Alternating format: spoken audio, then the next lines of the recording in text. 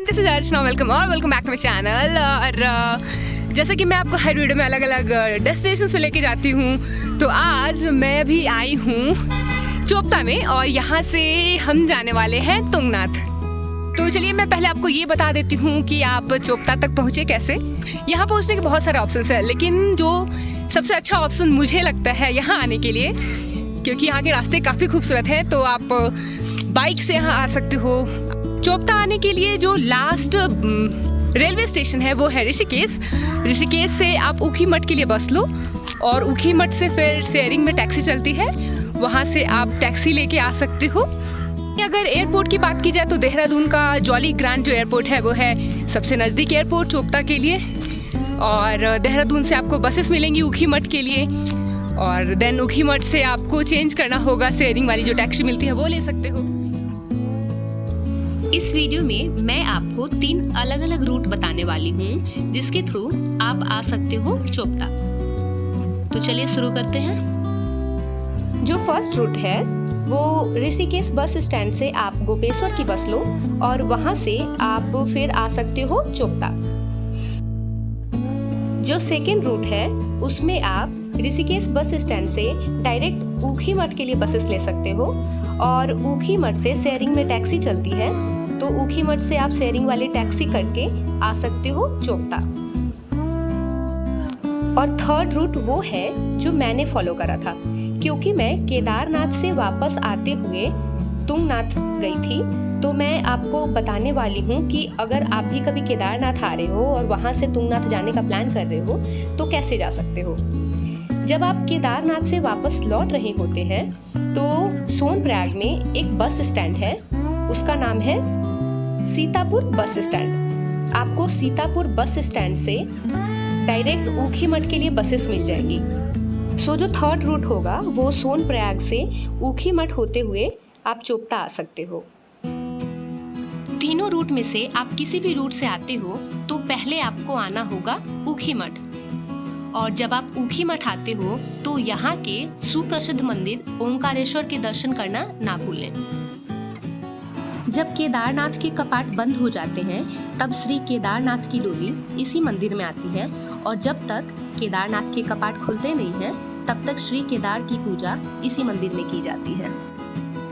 जैसे ही आप ऊखीमठ आते हो आपको ऊखीमठ के टैक्सी स्टैंड में बहुत सारी गाड़ियाँ मिलेंगी जो आपको ऊखीमठ से चोपता ले जाती हैं, और इनका जो किराया है वो है 200 पर पर्सन। ऊखीमठ से जब आप चोपता की तरफ आगे बढ़ते हो तो रास्ते में जो व्यू दिखता है वो बहुत ही खूबसूरत होता है। वैसे तो चोपता आप साल में कभी भी आ सकते हो, और चोपता से जो तुंगनाथ मंदिर का ट्रैक है वो भी पूरे साल खुला रहता है, तो आप अपनी मर्जी के अनुसार यहाँ पे कभी भी आ सकते हो।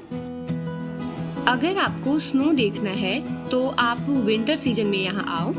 अक्टूबर नवंबर में आप अगर यहाँ आते हो तो आपको स्नो मिलेगा, और जब आप मानसून के सीजन में आते हो तो पूरे रास्ते आपको बुरांस के पौधे देखने को मिलेंगे, और उनकी रेड और पिंक कलर के फ्लावर से ये जो पूरी सड़कें हैं वो भरी पड़ी रहती हैं। चोपता को अपनी प्राकृतिक सुंदरता के कारण मिनी स्विट्जरलैंड भी कहा जाता है।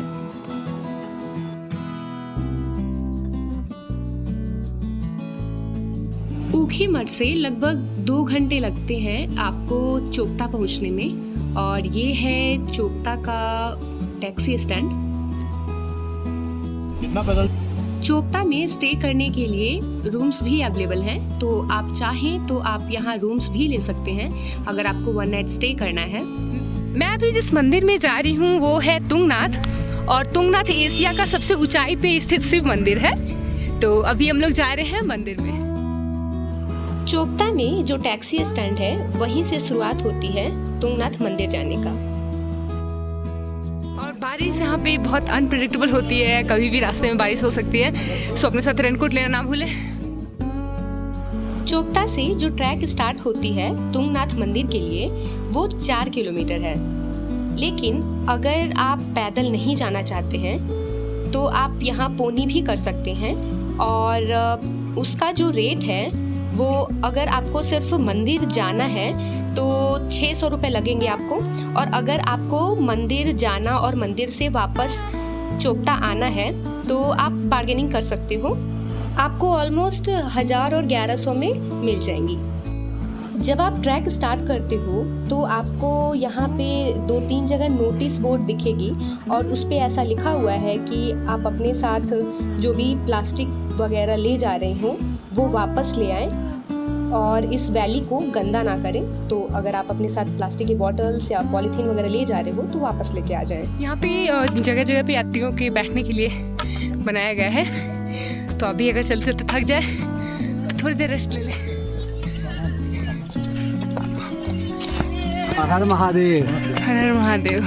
बहुत सारे छोटे छोटे फ्लावर्स देखने को मिलेंगे अलग अलग तरीके के। तो मानसून स्टार्ट नहीं हुआ है, जैसे ही मानसून स्टार्ट होगा इनकी ब्लूमिंग स्टार्ट हो जाती है और ये काफ़ी खूबसूरत दिखने लगते हैं। और रास्ते में आपको कोई भी नेटवर्क काम नहीं करेगा, लेकिन यहाँ के जो नज़ारे हैं वो आपकी थकान मिटाने के लिए काफ़ी हैं। जब आप ऑलमोस्ट 1 किलोमीटर की ट्रैक कर लेते हो तब आपको बुग्याल दिखने शुरू हो जाते हैं। ये जो आप हरे भरे घास के मैदान देख रहे हैं इसी को बुग्याल कहते हैं। ट्रैकिंग के पूरे रास्ते में आपको सिर्फ 2 जगह वॉशरूम्स अवेलेबल होंगे। एक तो जब आप बुग्याल के पास आते हो वहाँ ऑलमोस्ट 1 किलोमीटर जब आप चढ़ाई कर लेते हो तब, और दूसरी जब आप मंदिर के पास जाते हो तो वहाँ पे आपको वॉशरूम्स मिलेंगे। ऐसा हो सकता है कि यात्रा के दौरान आपके नए नए फ्रेंड्स बन जाएं। अब इन्हें ही देख लीजिए। आप कहाँ से? पूना, महाराष्ट्र। मैं भी पुणे आती हूँ। हाँ, आप बोलिए। मगरपट्टा में रहती हूँ। अच्छा, हम लुला नगर रहते। मेरा बच्चा वहाँ जॉब करता है। किधर? मगरपट्टा में। IT में रहेगा। जब आप थोड़ी सी चढ़ाई करते हो उसके बाद आपको बहुत अच्छे अच्छे नज़ारे देखने को मिलते हैं। Let me show you.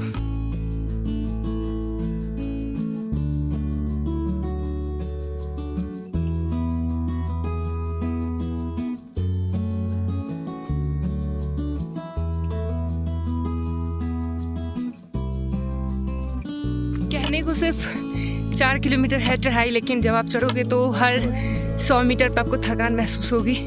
सो अपने साथ डंडा कैरी करना ना भूलें, क्योंकि ये बहुत हेल्प करती है आपकी चलने में। ट्रैक करने के दौरान आपको बहुत सारे शॉर्टकट्स मिलेंगे। अगर आप उन शॉर्टकट्स को लेके चढ़ाई करते हो तो आप 2 से 2.5 घंटे में चढ़ जाओगे। हालांकि अगर आप मॉनसून में जाते हो तो इन शॉर्टकट्स को अवॉइड करें, क्योंकि ये फिसलन भरे हो सकते हैं। रास्ते में आपको ऐसी छोटी छोटी शॉप्स दिख जाएंगी जहाँ पे आप चाय नाश्ता कर सकते हैं। तुंगनाथ मंदिर के 500 मीटर पहले एक छोटा सा मंदिर है, जहाँ पे अगर आप उस मंदिर के अंदर जाके देखेंगे तो वहाँ पे गणेश जी की प्रतिमा है। तो आप यहाँ पे पूजा करके आगे मंदिर की तरफ बढ़ सकते हैं। सो ऑलमोस्ट 2.5 घंटे चढ़ाई करने के बाद अब हमें यहाँ से मंदिर दिखाई देने लगा है, तो चलिए चलते हैं मंदिर की तरफ। मंदिर से 100 मीटर पहले आपको बहुत सारी छोटी छोटी दुकानें मिल जाएंगी जहाँ से आप प्रसाद ले सकते हैं। सो आप यहाँ से प्रसाद लेके मंदिर के अंदर जाइए और वहाँ पे भगवान शिव जी के दर्शन कीजिए।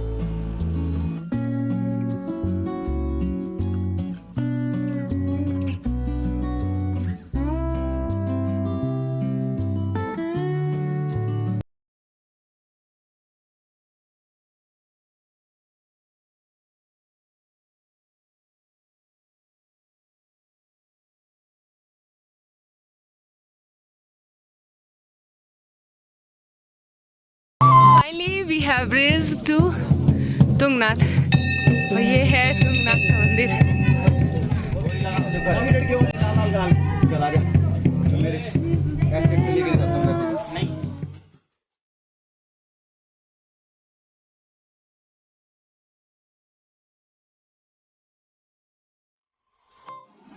इस मंदिर के पीछे एक कहानी प्रचलित है और ऐसा कहा गया है कि महाभारत में युद्ध जीतने के बाद पांडवों पर भ्रातृ हत्या का पाप लगा था।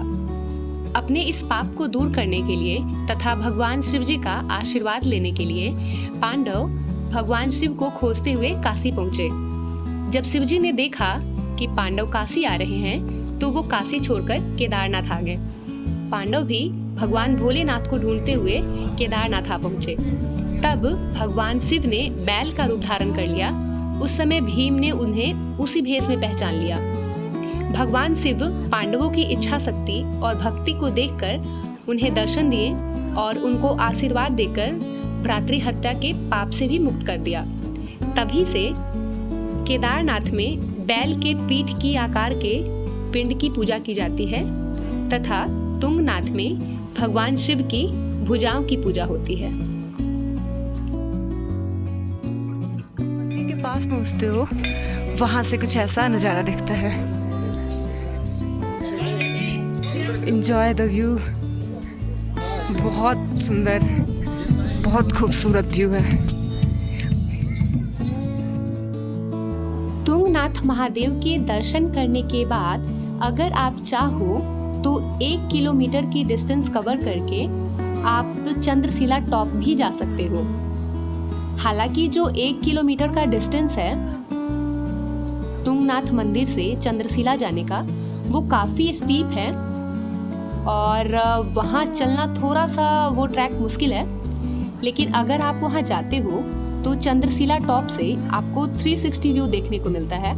और अगर मौसम सही रहा तो आप चौखंबा, त्रिशूल, नंदा देवी इत्यादि पर्वत श्रृंखलाओं को देख सकते हैं। जो मेरी तुंगनाथ यात्रा थी यहीं पे कंप्लीट होती है। अगर आपको मेरी दी हुई इन्फॉर्मेशन अच्छी लगती है, वीडियोज अच्छी लगती है, then please hit the like button, subscribe my channel and don't forget to hit the bell button ताकि जो भी अपकमिंग वीडियोज है उनकी नोटिफिकेशन आपको मिलती रहे। Thank you so much for watching.